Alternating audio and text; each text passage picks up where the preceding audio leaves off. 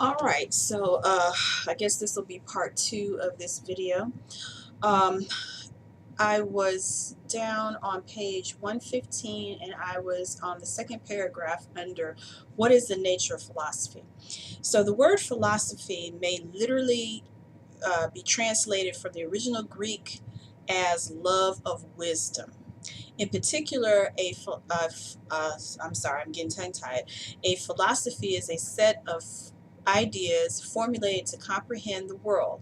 Among the giants of Western philosophy have been Socrates, Plato, Aristotle, St. Thomas Aquinas, Rene Descartes, I don't know if I'm pronouncing that right, John Locke, David Hume, Jean-Jacques Rousseau, Immanuel Kant, George Hegel, John Stuart Mill, Karl Marx, John Dewey, Jean-Paul Sartre, and Mortimer Adler.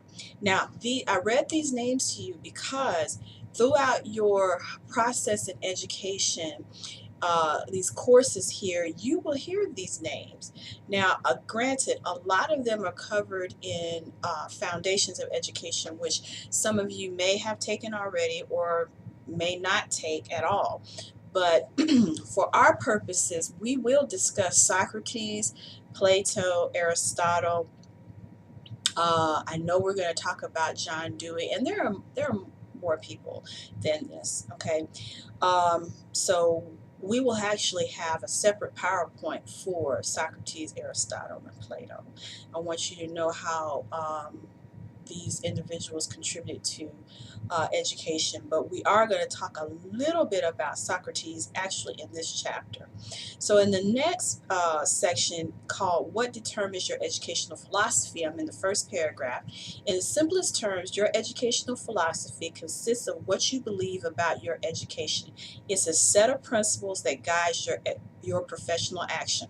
Okay, so to apply that, we're going to go back to what I was trying to describe to you as the holistic transformer, which is our educational philosophy, because this is what we believe about education. These are our set of principles, or the conceptual framework is our set of principles that we feel that is going to guide your professional career.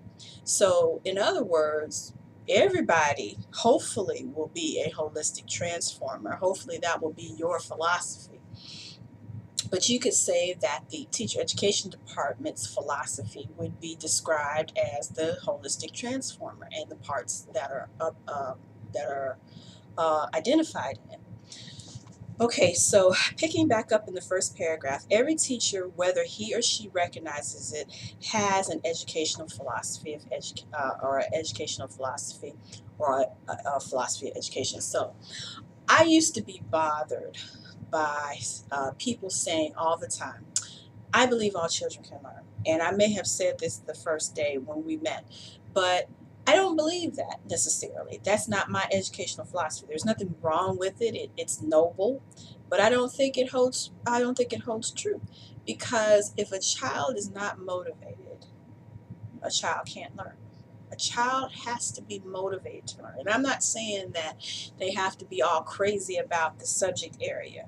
I'm saying that if a child is emotionally unprepared, for instance, if a child is being abused at home, if a child is, say, hungry, if a child is being neglected, and neglected doesn't mean necessarily that he's not being listened to. Neglect, I mean, as a form of abuse. Neglect can be if it's 32 degrees outside and the child is wearing shorts. Well, somebody at home is not dressing him properly or her properly. So that would be a sign of neglect. If the clothes of the child are dirty all the time, that means the child may not, maybe in charge of dressing him or herself, or if they smell, they're not taking a bath or whatever, their cleanliness is not there. That's a form of neglect. So if children have to go through things like that, and there are some children sadly that have to go through things like that, I don't believe that they can learn unless those things are addressed. So I do believe all children can learn, but I want to preface it on if their needs, their basic needs are met. And there's also another point to this. Children can't learn if they're asleep. I don't care how much I used to put geometry and algebra books under my pillow, trying to hopefully make it absorb in my noggin, but it didn't work. It's whatever I did in class or what I did at home as far as practice is what helped me. Okay, or the strength of the teacher in the math, because my mother just told me, she's like, I can't help you with math, and my dad worked all the time, and my sister was 6 years older than me, so when I was in high school she was already away at college, so I didn't have a lot of help, you know.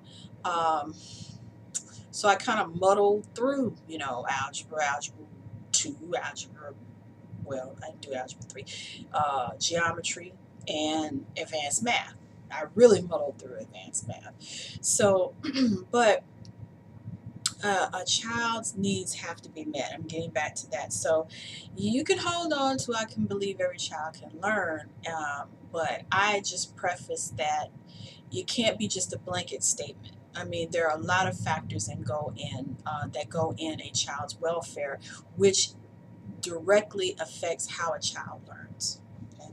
And we'll talk more about that when we get to ethics and things, that if you see things, you have to report them, whether you have proof of it or not. You have to report those things. It's kind of like a teacher's almost like a doctor in a sense. You may not know this, but if a doctor is driving by an accident, he or she has to go out and help. That's a part of their oath. I mean, their oath is to do no harm. If they pass by, they're doing harm. So, an attorney who is defending someone cannot reveal their client's secrets unless, even if they know they're guilty, they have to defend them to the best of their ability, because everybody has a right to defense. Well, teachers have to report neglect or abuse, even if they can't prove it, even if they haven't seen it. If they suspect abuse, they have to report that. But we'll get to that when we talk about legal issues in education. Okay, so back to educational philosophy. Down in the second paragraph, your behavior as a teacher is strongly connected to your beliefs about teaching and learning students' knowledge and what is worth knowing. Regardless of where you stand in regard to these dimensions of teaching, you should be aware the need to reflect continually on what you believe and why you believe it. I remember when I first got this book, when I started teaching at Valley in 2005. We've used this same book, just different editions, and we in the middle of the book or there, so you would take a survey, and it would determine your educational philosophy, and I fall under progressivism. But I have found that some things, as I've gotten older, or I don't know, wiser, or just different experiences, it's kind of changed. I think that I'm still more of a progressivist than anything, but I can still think I can slide into some more categories. And you may feel that way too. And that's a good thing. As you continue to teach, you should change. You should grow. You should be moving forward.